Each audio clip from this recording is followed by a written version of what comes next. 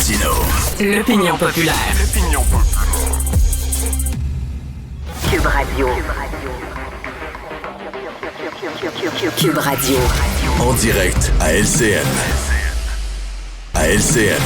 9h30, je rejoins Richard Martineau dans les studios de Cube Radio. Salut Richard. Salut Audrey. Écoute, tu voulais nous parler du français. Il y a eu un gros dossier dans le Journal de Montréal en fin de semaine sur le français hors Québec qui perd du terrain, qui se porte mal. C'est inquiétant quand même. Tout à fait. Écoute, la semaine dernière, dans le journal de Gazette, on parlait, il y a un groupe d'anglo-québécois, donc des anglophones qui vivent au Québec, qui sont en train d'étudier la possibilité, advenant une indépendance du Québec, là, on est loin, là, mais bon, si jamais le Québec devient indépendant, est-ce que ce serait possible de la partition de Montréal, c'est-à-dire qu'on séparerait Montréal du Québec pour qu'elle puisse devenir la 11e province du Canada.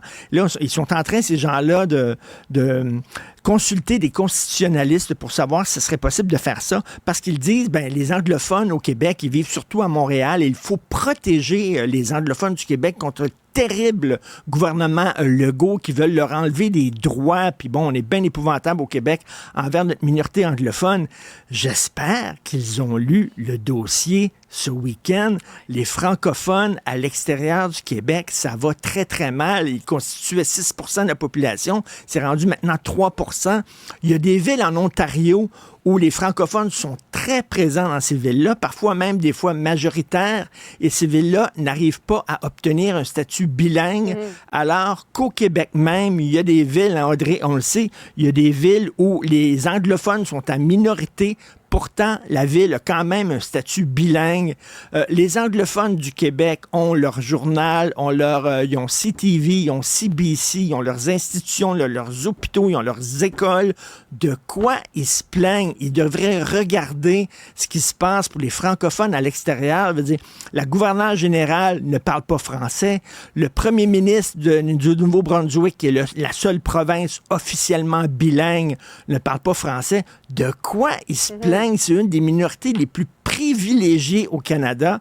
Je ne sais pas s'ils savent c'est quoi The Journal of Montreal, The Journal of Québec, mais ils devraient le lire parce que ce week-end, c'était un dossier qui était vraiment très bon. Et aujourd'hui, on apprend qu'au Québec même, des étudiants francophones préfèrent parler anglais parce que c'est moins difficile l'anglais. C'est plus facile. Tu n'as pas besoin de conjuguer les adjectifs, etc. Je trouve ça d'une tristesse incroyable. Bref, le français se porte mal et l'anglais, dear friends, se porte très bien.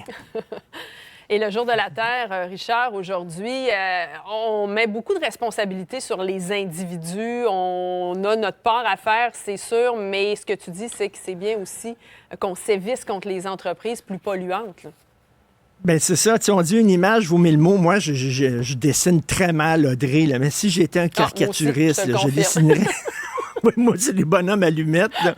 Mais si j'étais un caricaturiste... je dessinerais un gars qui sort avec son bac de recyclage, là, puis juste derrière lui, il y a une grosse usine avec 6 cheminées là, qui envoient de la boucane dans le ciel. Et c'est vraiment ça, parce qu'aujourd'hui, on va dire aux citoyens, on voit le recyclage. On va dire, faites votre part, recyclez. Puis moi, je le fais, puis je nettoie même mes petits contenants de yogourt, puis tout ça. Je recycle, j'ai une auto électrique. Bon, parce que je veux pas payer non plus trop d'essence, parce que l'essence, ça coûte cher, donc j'ai maintenant une auto électrique. Mais tu sais, on fait attention, je pense, individuellement.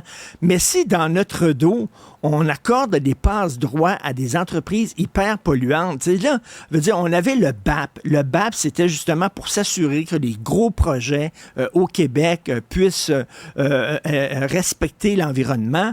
On a fait une exception pour Nordvolt. Tu sais, je veux bien, moi, sortir recycler, je veux bien prendre l'autobus, puis les moyens de transport en commun, puis une auto électrique, puis tout ça, puis prendre ma douche à 3 heures le matin à l'eau froide. Tu sais, je pense que tout le monde essaie de faire son effort, mais en même temps, aidez-nous, là, parce que le gros problème, ce sont les grosses entreprises qui polluent. Et les entreprises qui polluent, est-ce qu'elles sont vraiment mises à l'amende?